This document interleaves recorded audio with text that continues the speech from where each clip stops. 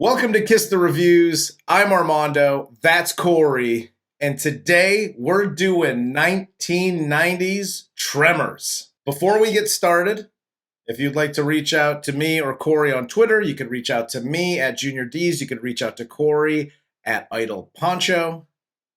And let's get into the cast and characters in this movie, Tremors 1990. This film stars Kevin Bacon as Val, or Valentine, Fred Ward as Earl, Finn Carter as Rhonda, Michael Gross and Reba McEntire as Bert and Heather Doomsday Preppers. They were so awesome.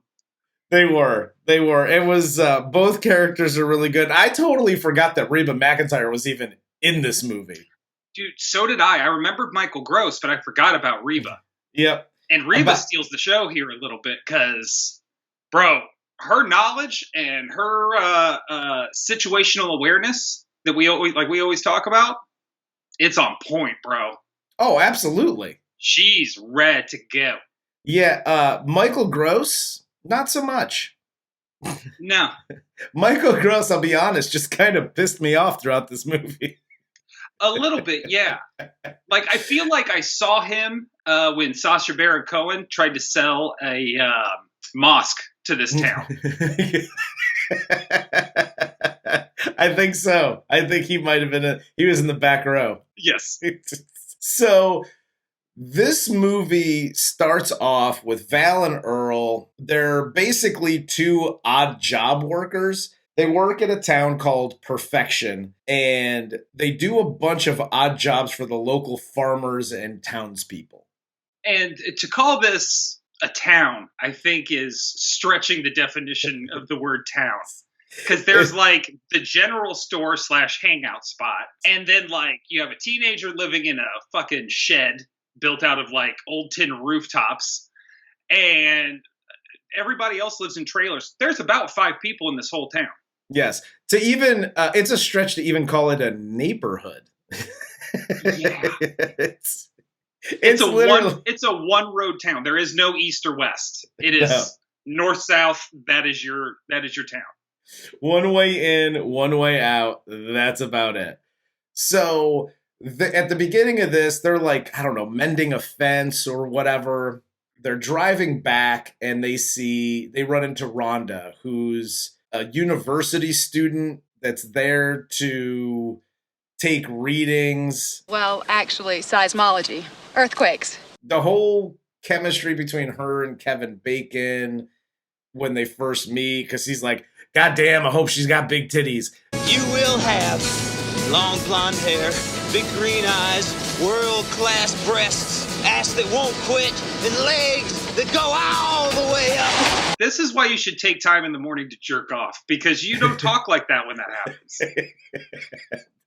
Absolutely. First thing in the morning, Kevin, knock it out, okay? That's it. Just release all that poison into the world, and then just like go about your day, and then you'll be able to be like, oh, there's a new research assistant. She's a female. That's cool. Let's go introduce ourselves. It won't be, you will be blonde.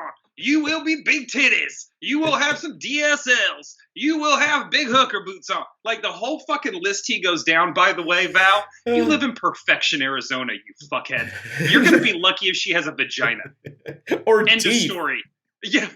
She tells them that she's getting weird signs from her seismographs, but there were no earthquakes around. So they're like, yeah, we'll totally check this out for you, whatever.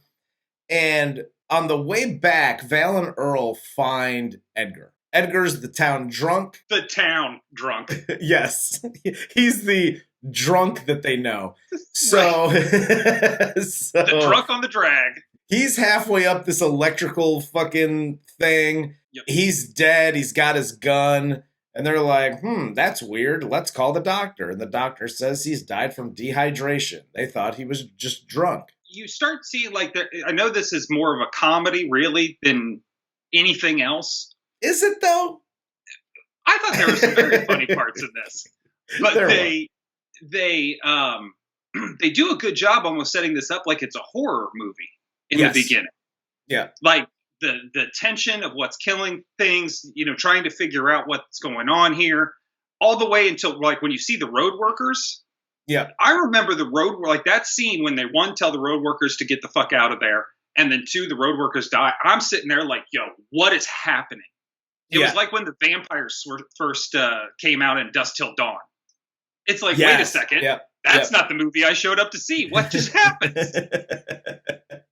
One night at the doctor's trailer, he and his wife are, just chilling out. They're building a house, and apparently they're just living in a trailer on the property because, as you do in Perfection, Arizona. They're literally building this house themselves. Yes. If I'm a doctor in my 60s or 70s, my wife and I aren't building a fucking house ourselves. That's insanity. Well, I became a doctor to pay other people to build that house, like Val and Earl. Let's examine the doctor here real quick. He's a doctor in Perfection, Arizona. He has what? 6 clients? Who I'm going to go ahead and just venture a guess, none of whom have insurance. So, I don't know where he found the money to buy the house. Maybe, I don't know, maybe he came from LA or something. He was a big shit doctor in LA, so he's got a bunch of money. Cool, whatever. Second, who's building that house for them in Perfection? You can't find a construction company that's like, yeah, dope, Perfection, out in the middle of the desert. We're totally going to build that house for you. Then maybe that's a hint and a half for your ass that you shouldn't be building a house there, period. Exactly. So they're hanging out, and all of a sudden they don't hear the generator running anymore, so they go to check it. It's literally under the ground. They're, I wonder what... Okay, listen. If your generator gets sucked under the ground, I mean, your first reaction isn't going to be, there's a monster eating my generator. So I understand that's weird. But there's something going on there where the earth just sucked in your generator. I would go ahead and get the fuck away from that area. Just me, whatever. Yes. Unless you're in Florida, then you throw a sinkhole party. Yes, absolutely. They're checking this out. He gets sucked in by the snake creature monster. His wife tries to help him. She gets chased by the big snake monster thing. She runs to the car, and this motherfucker just sucks in the entire goddamn station wagon into the ground. This was a great scene, because this is when you don't know how big this thing is yet. So at this point, you're just like, oh, little worms. Yeah. And then that happens, and you're just like, what the fuck is going on? It's crazy. They did a really good job of setting up this monster. They did do a good job of that, because you get the scene where she's in the driver's seat, and you get the snakes coming up to the window, and you're like, oh, they can't get in. And then all of a sudden, her car just lifts and gets sucked in. You're like, what the fuck just happened? Heading out of town, Val and Earl here talk about, we got to get out of town. We got to get new jobs or whatever. We need to get the fuck out of here. Which, they're the two smartest people in this whole area. And they realize that they need to leave. And as they're heading out, they go by like Farmer Fred's farm, and they notice all like the sheep are fucking dead, and they find his head decapitated like under his hat. Again, another great scene. Yep. They notice this, and they immediately go back to they start to go back to like the general store. And this is where they are much better people than you or I would ever be, because I'm like, oh shit, they killed Farmer Fred too. We are definitely out of here. We picked the exact right time. So I got a couple of questions here. So because they see that, and they're like, okay, we need to go back to and warn the town. There's a murderer on the loose. And they warn the construction workers that are working on the road. Before you get going too far, we need to insert a PSA here. Hi kids, Uncle Corey here. When somebody urgently stops on the side of the road and says, there's a killer on the loose, you need to get the fuck out of here, go, go, go, and they get in their car and take the fuck off just like that, don't be like the construction worker here where you're just like, yeah, they're messing with us.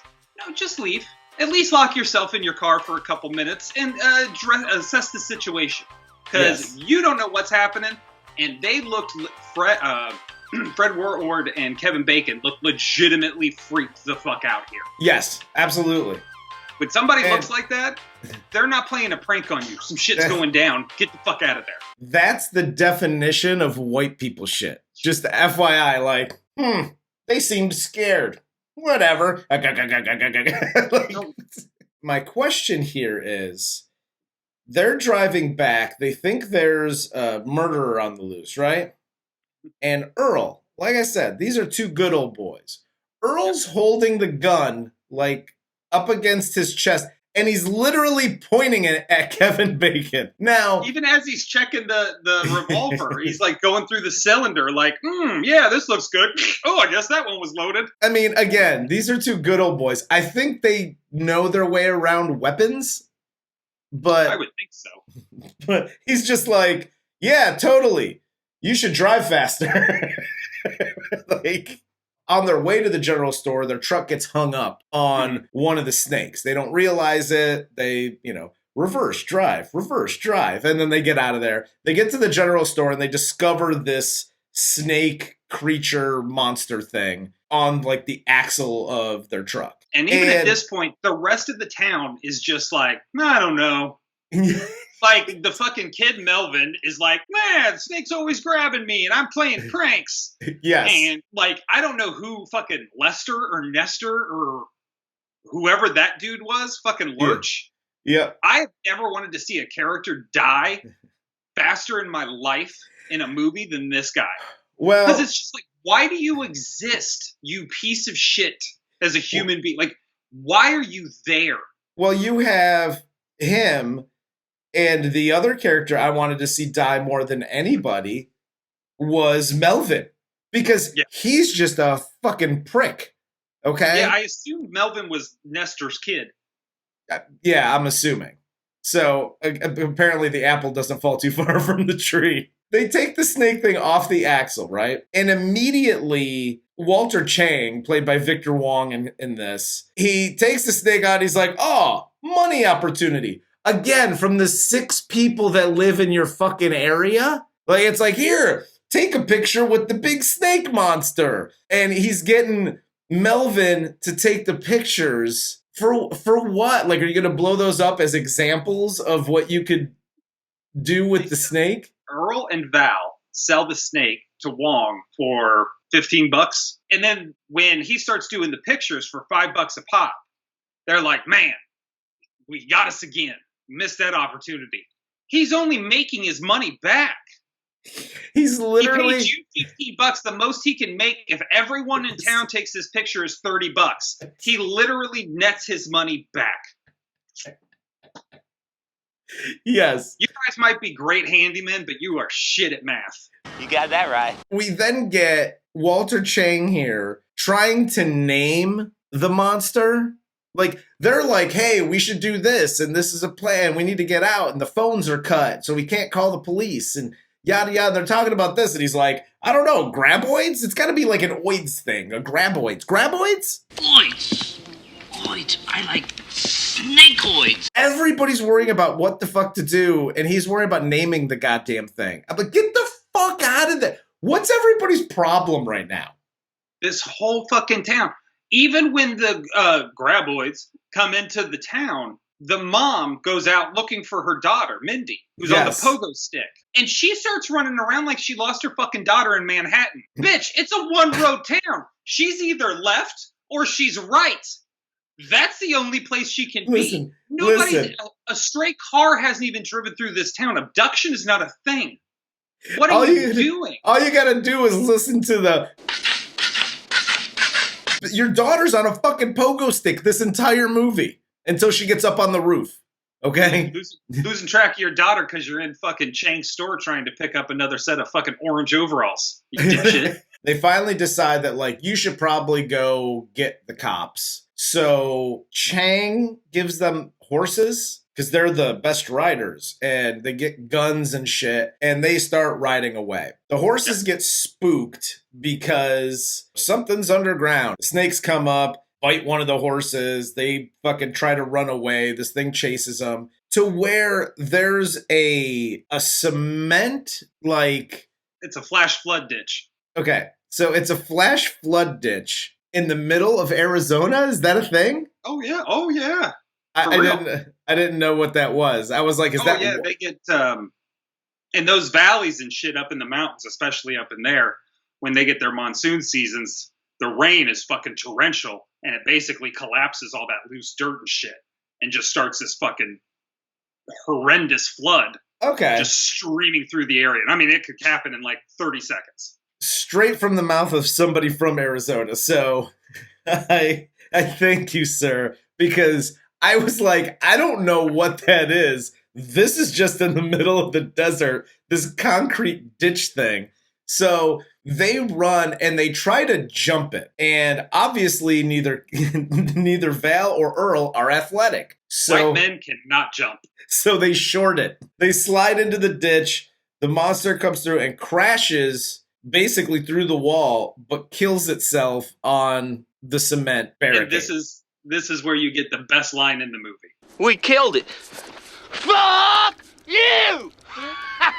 That line always makes me laugh out loud. Every single time. I will say Kevin Bacon is funny in this movie. He's great. He's really good at this movie. At that moment, Rhonda just randomly shows up. Now, Rhonda's car, her truck, seems to be like miles away. Yeah. But she randomly has like walked away from her truck and like, oh, seismograph things. And she just shows up. And they see how long the thing is. And they're looking at, all the snakes having a party in its mouth. And they're talking about how much money they can make off of this thing. They're talking about, well, we'll get a crane. We'll get a crane to come in. And we'll get it and it'll scoop it up. And we can take it. We'll get a flatbed truck. But like, listen, you've never seen anything like this before. This is for the purpose of this. This is an alien that is fucking showed up basically on your land, on your property. And you're like, hey, let's call People Magazine and fucking do an interview. First of all, they're not going to fucking interview you two dumbasses. They're going to interview Rhonda. Yes, definitely. And this is what I like, though, about their characters is because they are, for lack of a better term, simple folks. They are driven by the one thing, which is money. Their whole life has been trying to make money. And because they're a little slower than most people, they thought they were going to make money being handymen in a town with 6 people. Yes. So now that this opportunity struck, it's like, yeah, there's a fucking alien here. I don't have time to be shocked. I'm trying to get fucking paid. Rhonda here actually tells them that she's noticed 3 other areas where the seismograph has picked up, movement or whatever. So there's probably 3 other monsters that are out there under the earth. So we have to warn everybody, all 6 people. 3 more mother humpers. Yeah, 3 more mother humpers. Why wouldn't you just say motherfuckers, by the way?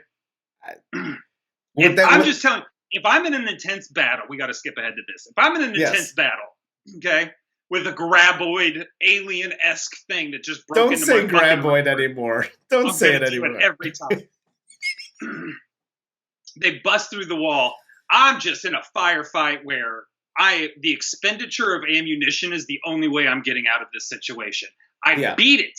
I conquer this thing that was trying to fucking eat me. I'm not going, mother humper. We killed that mother humper. Come back. Be advised, however, there are 2 more mother humpers. I actually thought that I purchased the censored version of this movie. And I had to do a double take on it. Like, is this censored? And I don't know, maybe it would have given it an R rating if you say motherfucker twice. I don't know. Yep. But you're only allowed 1 fuck in a PG-13. So either way, it was awful. Give me the R rating for 2 motherfuckers and let's call this a day. On the way back to Rhonda's truck, they get chased by one of these other mother humpers and they get stuck on the rocks. This is where they figure out that the creatures can sense the movement and the tremors, if you will. He said it. He said the name of the show, everybody. I did it. So they decide, Rhonda decides, because these two simple bastards aren't deciding shit. She's like, hey, there's some random sticks and stuff over here. Let's go ahead and pole vault to the next rock and the next rock. I'm parked over there by the other one, by the last one. So they decide to pole vault from rock to rock, get in the truck, and they take off. I like the scene. I like that they're establishing, one, that Val and Earl are going to listen to Rhonda. Like, they've submitted. Yes. You're smarter. You know what's happening. Yes. You're leading us out of this. Whatever you say goes. I like the fact that they're like, oh, pole vaults, we can do this. Set the plan. They go into motion. You even have the funny scene where Earl falls. Yeah. Do you have to have the fucking yokel fucking banjo playing in the background while they're doing the whole montage of them going rock from rock? Yes. Like, am I watching a fucking episode of Red Green? What is this shit? They get back to the truck. They get to the store. And this is when I believe these assholes are talking about, like, naming the graboids. Oids, I like snakeoids. Val then has to save Mindy's kid here because she's fucking hippity-hoppity out in the street with the goddamn Walkman and the headphones on. Mindy's mom moved to perfection because she's trying to run away from social services. Because she should have never had Mindy. She lived in fucking Phoenix. Social services like, dude, your kid pogo sticked all the way to fucking Mesa. Like, what the hell is wrong with you? And she's just like, I got to go to perfection. And so they ran away. And now she can just ignore her kid and not have to worry unless graboids come out again. They figure out here, if they get onto the rooftops, the monsters can't sense the vibrations, and they all get on the rooftops. They yell to everybody else to get on their rooftops. As they're all on the rooftops, they get a call on the CB from Bert and Heather, who are back at their bunker, and they don't take Val's advice to get on the roof. They go into this whole, like, no, we're getting our fucking guns and ammo ready. We're masturbating to bullets, or whatever they do. And one of the monsters feels the vibration, heads over to their house, crashes through the wall, and now they're forced to basically, because you see in this scene that they're heavily armed in their little bomb shelter. Really, and they did this scene very well, too, for the comedic purposes here. Yes. Because they're firing their two guns that they have out. And then when they turn around, you actually see for the first time the John Wick wall of guns that they have. And it's fucking gorgeous. Yes. And they just are like, oh, which one? Cool. They just start picking up, dude, and going to town. And let me tell you, Reba fires her firearms, the array of firearms she has to fire. She looks more like she knows what she's doing handling that weapon than Michael Gross did. Let's face facts here.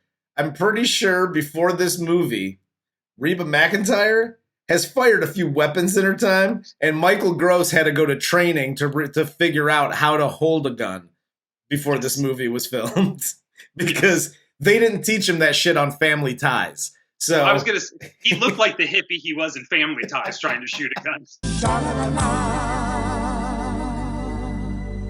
They use half of their fucking arsenal here and they finally use the elephant gun to kill the damn thing, which was actually kind of cool here. That was amazing. And then they finally decide on this plan to get the bulldozer, and they're going to try to outrun this thing into the mountains because it can't feel or crawl through rock.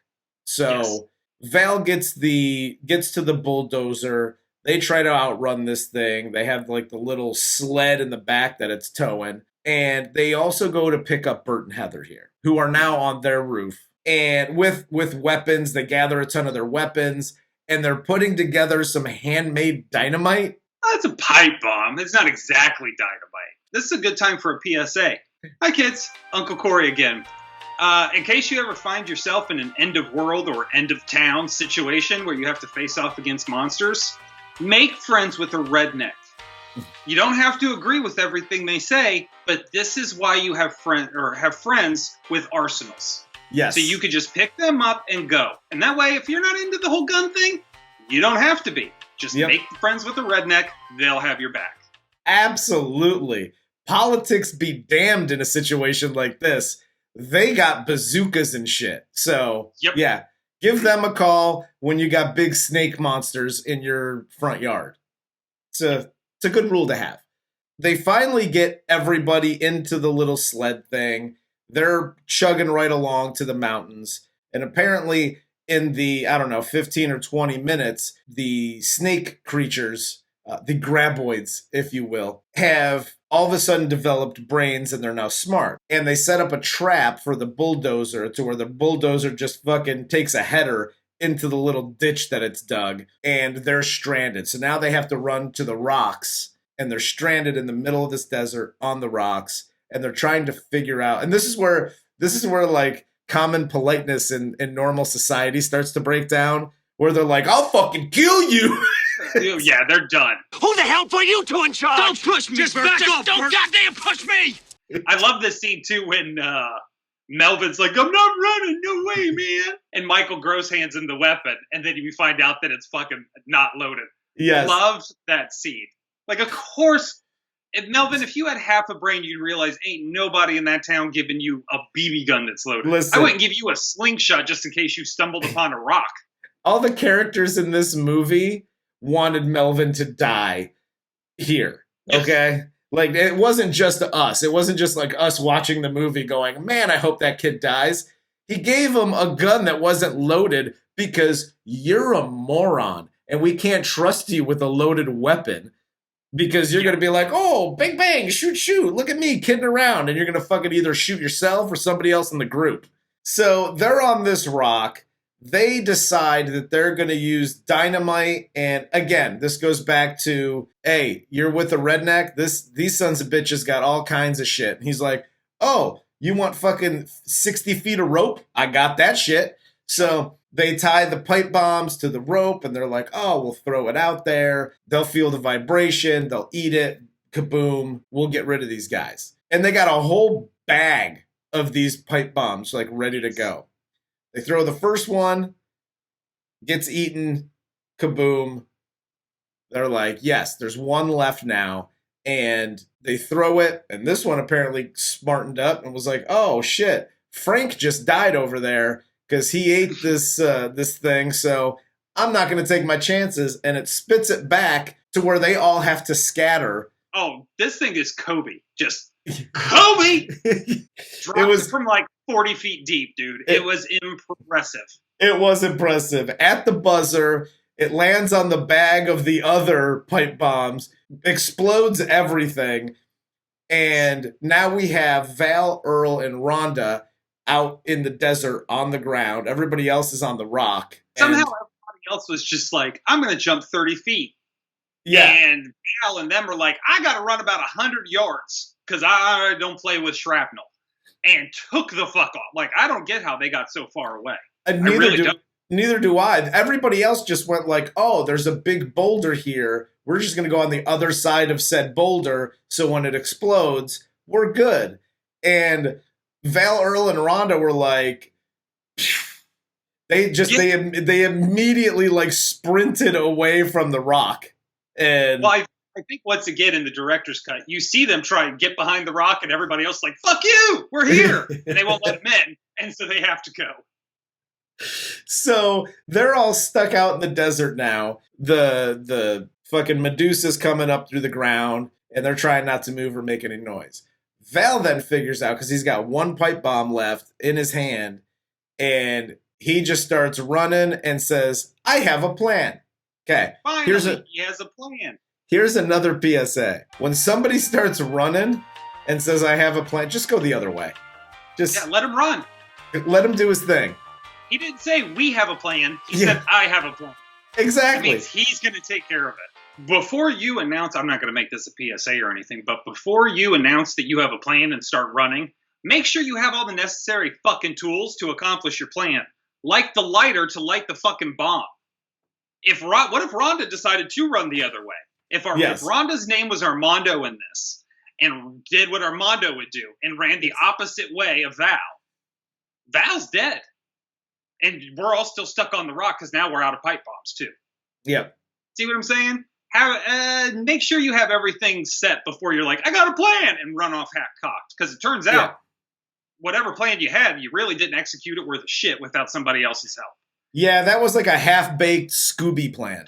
Like that. Yeah, exactly. Earl starts running with him, and then Rhonda goes, "Oh shit, I have the lighter." So she runs along with him. They get to the edge of the cliff, and he lights the pipe bomb, throws it behind the monster, and as the monster gets closer, Earl and Rhonda bail immediately. And Val stays to the very last second, jumps out of the way, and the monster goes through the edge of the fucking cliff, falls down to its death. Everybody's saved. Everybody's happy. They get to all go back to their 6 houses in the general store, and everything's cool. And then Earl here at the end convinces Val, because all of a sudden, earlier in the movie, they talk about how Val just like hooks up with these chicks and whatever. Like, and you think he's like the man, like he's a ladies' man. And then at the end, Val's like, oh, okay, you just gonna go? Okay.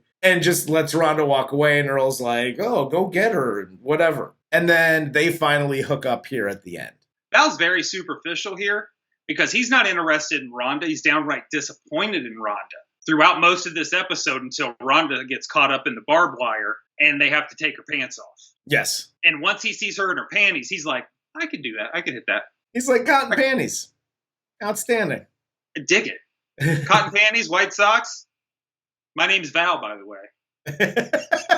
Let me pretend to fix your wounds here and then walk away immediately. So the question, does it stand the test of time, Corey? Oh, yeah. 100%. This is a fun movie. I agree. It's short. It's almost exactly an hour and a half. Mm-hmm. It gets to the action pretty quick. I mean, you're 10 minutes in and are already like shit starts happening. Yes. But I just found this to be entertaining. Like if you it's I don't know. It's a Friday night. You just want to chill out and watch a kind of a cool, funny, weird kind of movie and just be entertained. Yeah. But be in and out. Tremors is the movie for you. Yep. 100%. And if you don't like horror movies, if you're one of these people that's like, I hate horror movies, I hate being scared, this is perfect. Yeah. Yeah, this hits everything across the board. Yeah. There's no nudity really to speak of. There's few dirty potty mouth words. Your poop mouth, poop out of your mouth. You can sit down with the family and bust this out real fast. Yep. No problem. And it's entertaining. It's a good watch. Yeah, you and all your mother humpers can sit down and enjoy this film. So, but that's all I got. You got anything else for this? No, sir. All right. Well, for Corey, I'm Armando. This is Kiss the Reviews, and this was 1990's Tremors.